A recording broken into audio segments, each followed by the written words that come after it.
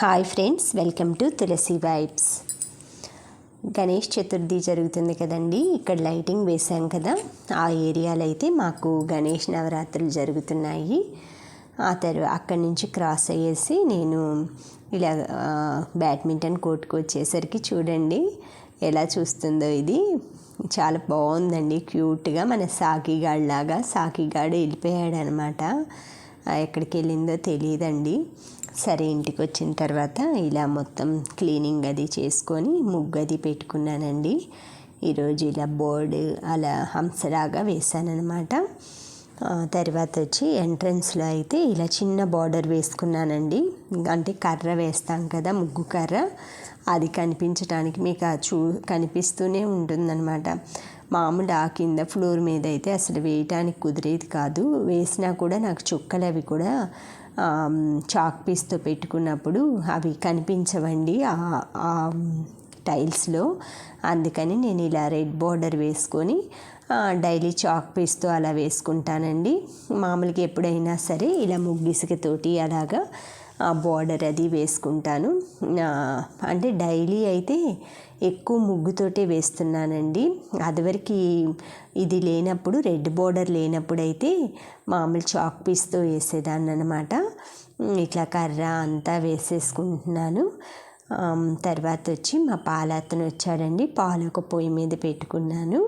తర్వాత ఉప్మా చేద్దాము, గోధుమ రవ్వ ఉప్మా అనేసి ఇడ్లీ పిండి, దోశ పిండి అన్నీ నిండుకున్నాయండి. ఎక్కువ టిఫిన్ పిండులు అవి లేనప్పుడు మనకి ఉప్మా, గోధుమ రవ్వ ఉప్మా, బొంబాయి రవ్వ ఉప్మా, ఇలా పుల్క చపాతీ అలాగైతే మనం అలాంటివి అయితే ప్రిఫర్ చేస్తామని తొందరగా అయిపోయేవి అనమాట. ఇలా నేనైతే ఒక కార్డ్బోర్డ్కి అలా ముగ్గుల్లాగా మెలికల ముగ్గులు అవి వేసుకొని సరస్వతి అమ్మనైతే జ్యూసర్ మీద పెట్టాను కదండి నిన్న.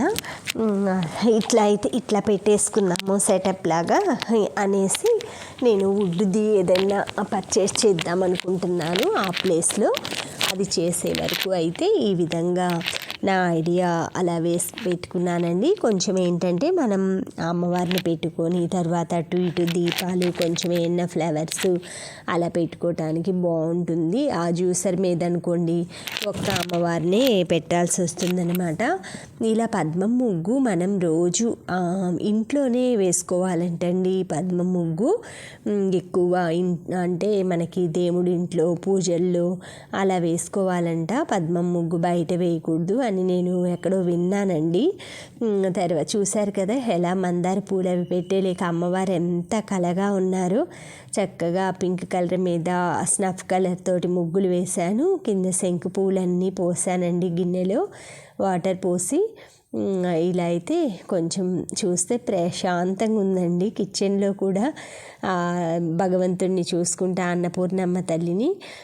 మామూలుగా పూజలు చేసే టైంలో అయితే అలా మొత్తం డెకరేషన్ అలా పెట్టుకుంటాము. మిగతా అప్పుడైతే ఊరికే అన్నం నైవేద్యం అలా ఉంటుంది కదండి. మిగతా అప్పుడైతే కొంచెం అన్నం వండంగానే మనకి కిచెన్లో ఉందనుకోండి అన్నపూర్ణమ్మ అలా చూయించేసేయచ్చు అనమాట మనం. ఈలోపైతే ఉప్మా కూడా అయిపోతుందండి. ఎలా నేను అన్నపూర్ణమ్మ తల్లిని మామూలుగా మేము నెల్లూరు వెళ్ళామండి. నెల్లూరులో కామాక్షి అమ్మ టెంపుల్ ఉంటుందన్నమాట. ఆ కామాక్షి అమ్మ టెంపుల్ అన్నపూర్ణమ్మ తల్లి ఒక టెంపుల్ ఉందండి. అందులోనే కామాక్షి అమ్మ టెంపుల్లోనే అక్కడ నాకు కాశీ నుంచి మా ఫ్రెండ్ తెచ్చింది ఈ అన్నపూర్ణమ్మని. వేరే వాళ్ళ చేత తెప్పించుకోవాలట. నేను తెప్పించుకున్నాను. 150 రూపీస్ ఏమో పడ్డది అంటే ఇచ్చేసాను అనమాట. అతను కొంచెం బియ్యం తెచ్చి బియ్యం డ్రమ్ములో కొంచెం వేసుకొని ఆ ప్లేట్లో కొంచెం వేసుకోమంది. అవి ఉన్నాయి అందులో అన్నపూర్ణమ్మ పెట్టిన దాంట్లో. ఇప్పుడు కామాక్షమ్మ టెంపుల్కి వెళ్ళానన్నాను కదా, అక్కడ కూడా మనకి అన్నపూర్ణమ్మ తల్లి దగ్గర దర్శనానికి వెళ్ళినప్పుడు కొంగు పట్టమంటారండి. అప్పుడు పోస్తారనమాట బియ్యం కొంచెం. అవి కూడా ఇందులో పోసి పెట్టేశానండి. నేను అప్పటి నుంచి అండి కొంచెం పసుపు వేసి పెట్టాను. అసలు పురుగు కానీ ఏమీ రాలేదన్నమాట ఆ బియ్యానికి. మరి మిగతా వాటికి వస్తుంది, ఆ బియ్యానికి ఎందుకు రావట్లేదు కానీ అమ్మవారి మహిమే అనుకుంటానండి. మొత్తం అయితే ఐరన్ బట్టలు వచ్చినాయండి. ఐరన్కి అయితే శారీస్, పట్టు శారీ మొన్న కట్టుకున్నాను కదా వరలక్ష్మి వ్రతానికి, ఆ శారీ, తర్వాత మొన్న మాడబడుచు వాళ్ళ అమ్మాయి అదే పెళ్లి సంబంధం మాట్లాడుకోవటానికి వెళ్ళినప్పుడు కట్టుకున్నాను ఒక చీర. ఆ చీరలు 2 అయితే కొంచెం బయటికి కట్టుకు వెళ్ళేవి, అలా అయితే ఐరన్ చేయించేసేసానండి. అంటే ఎక్కువ డ్రై వాష్కి అదేంటంటే మామూలుగా మనం ఎక్కువసేపు వేర్ చేసి డ్రై వాష్కి ఇస్తానన్నమాట. అంటే ఒక డే మొత్తం అలాగా, హాఫ్ డే అలా. ఈ పూజ అప్పుడు ఏంటంటే ఆ కొంచెం సేపే కదండి, మినిమం కట్టుకుంటే 2 అవర్స్ కట్టుకొని ఉంటాను. అందుకే ఒక్కసారి అయితే ఐరన్ చేయించేసాను. తర్వాత ఇలా నీట్గా సర్దేసేసుకొని ఆ తర్వాత ఇంకా ఇవి ఉంది కదండి, నేను ఒక బెడ్షీట్ తీసుకున్నాను అనమాట. అది హోల్సేల్లో. అది కొంచెం నాకేంటంటే రీజనబుల్గా తక్కువ వచ్చిందనమాట. కొంచెం కలరు అంటే మిస్ప్రింట్ లాగా వచ్చిందనమాట. ఇది నాకు తక్కువకే ఇచ్చారండి, 100 ఏమో పడి ఉంటుంది అనమాట. అది నేను అంటే బల్క్లో తీసుకుంటాం కదా, వాటి మీద కొంచెం రేట్ అది చూడలేదు నేను. తీసుకొని కూడా మేము 2 months పైన అయిపోయిందండి ఇది.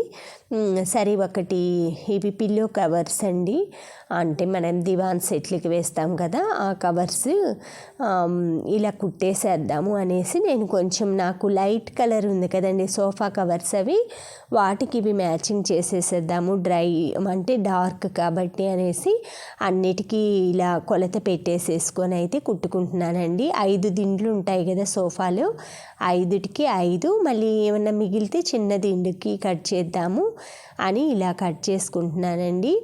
ఒకటి షార్ట్ కూడా కుడదాము పిల్లలకి, అలా ఇంట్లో మెత్తగా ఉంటుంది కదా, అదివరకు పొడవు డ్రాయర్లు అవి వేసుకుంటారు కదండి, నాడాలు అవి కట్టుకునేది. ఇంకా సరే, నాకు ఈ క్లాత్ మెత్తగా బాగా అనిపించింది అనమాట.